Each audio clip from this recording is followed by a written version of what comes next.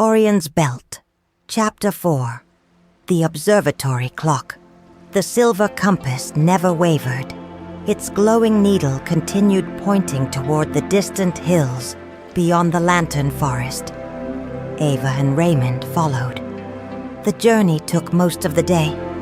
The farther they traveled, the fewer signs of civilization remained. Old roads faded into trails. Trails faded into winding paths. Eventually, even the paths disappeared. Only the compass remained, guiding, waiting, leading them forward. As the sun began sinking toward the horizon, the hills finally opened before them. Atop the tallest ridge stood a structure neither of them expected. An observatory, ancient, silent, forgotten. Its weathered dome rose above the surrounding trees. Vines covered much of the stonework. Time had left its mark everywhere. Yet something about the building felt strangely untouched, as if it had been waiting. The silver compass glowed brighter. Ava smiled. "I think we've found our next clue." Raymond looked toward the observatory. "Either that or we've found the world's oldest repair project." Ava laughed. The sound echoed softly across the hillside. Together they approached. Massive wooden doors guarded the entrance. Ancient carvings covered their surface. Stars, constellations, symbols from the journal.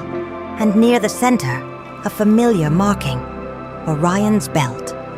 Raymond pushed gently against one of the doors. To their surprise, it opened. The observatory welcomed them. Dust floated through shafts of fading sunlight. The interior stretched far above their heads. Ancient machinery filled the room. Brass gears, observation instruments, rotating mechanisms frozen in place. And directly beneath the center of the dome stood a clock, a massive clock.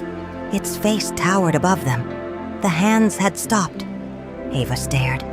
The time displayed on the clock felt instantly familiar. 1:59. Neither spoke. The number seemed impossible to ignore. 159. The same number from the formula. The same number carved beneath Orion's belt in the forest. The same number appearing again and again. Raymond slowly opened the journal. Several pages contained sketches of clocks. Others contained star charts. Then he found a note. "The observatory remembers the alignment." Ava read it twice. "The alignment?" Before Raymond could answer, the silver compass pulsed.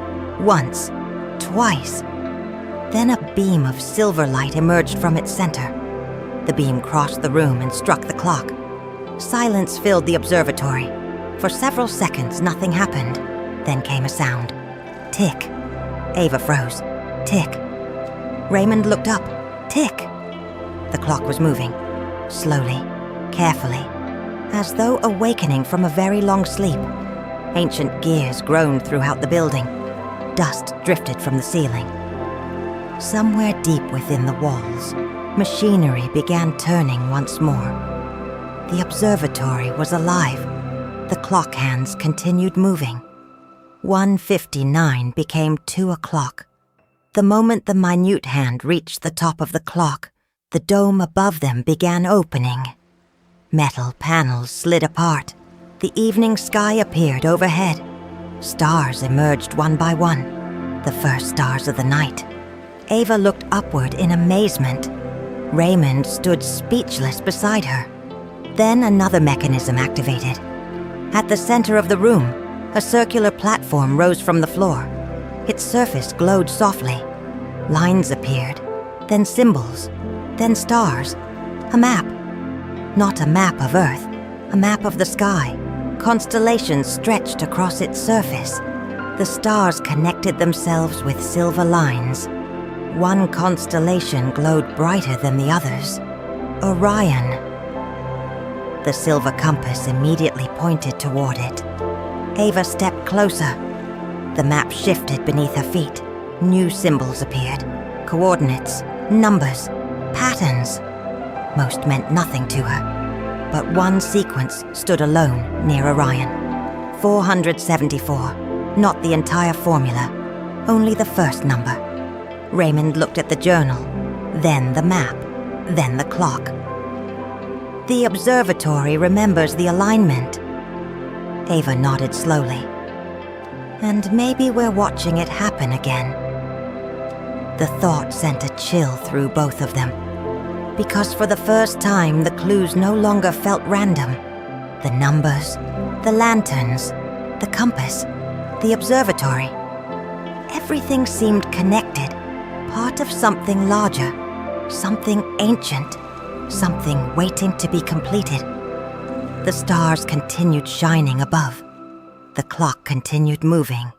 And somewhere within the observatory, another secret waited to be discovered. Far overhead, Orion's belt blazed across the night sky, watching, guiding, remembering,